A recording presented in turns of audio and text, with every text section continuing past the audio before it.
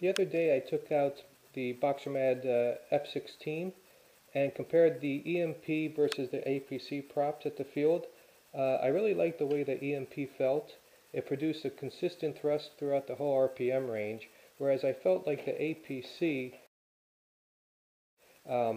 did great above half throttle. And what I also found was that the EMP gave me a little bit more flight time than the APC off the same battery and the same plane. What I did also find about the EMP was that it was out of balance. The props, when I took them out of the bag and put them on the plane, I had to mess with them to get them to be balanced.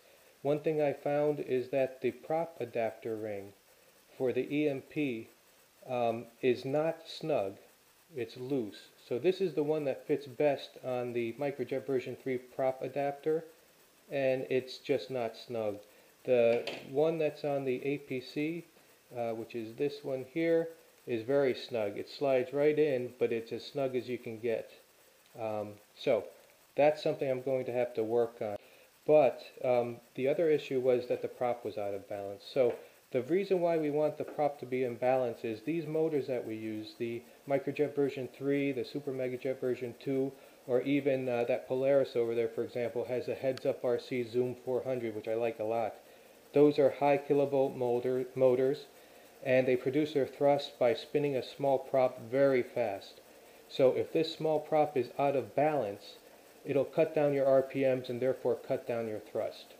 So what I do is I use this magnetic balancer, which I got from Hobby Lobby, and I put the props on there. I also use it for my EDFs. It costs $19.99, and it's a bargain because it's close enough. It's not 100% exact, but it gets the props and the EDFs in the ballpark. The APC props, almost every one of them comes in the package balanced. But just for the heck of it, I'll show you. This is a 6x4. And when I put that on the magnetic balancer, you can see how that's spinning nice and smooth. And here, anytime the prop stops parallel to the table, that means it's in balance. Now let's check. This is the prop I was flying the other day. I took it right out of the package at the field. So let's see how this is as far as balance.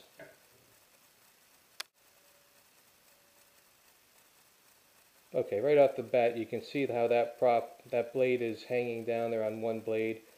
So we can take this off, and what I will do is, I usually use a file, but I took the files to work. I will sand the blade that's heavy, and what I'm doing is just maintaining the same shape. So I'm doing even swipes here on this sandpaper. This is 80 grit sandpaper. And I'll do this until the prop stops the way the APC did, which is parallel to the table. Okay, so here you can see how I maintain the right shape compared to this side here.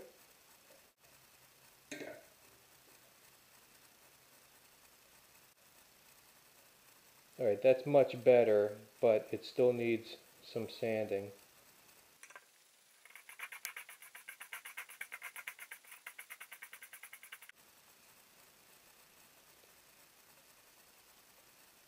Okay, we'll give this another shot. Almost there. You can see how this side is just hanging a little bit more.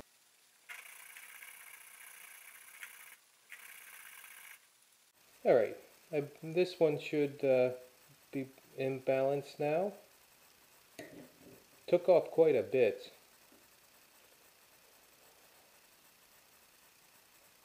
You can see how it's spinning smoother than it did before. And now it's coming back. It's almost parallel to the table. So you can see that's pretty much in balance, kind of like the APC was. So I took quite a bit off of there in order to get it into balance.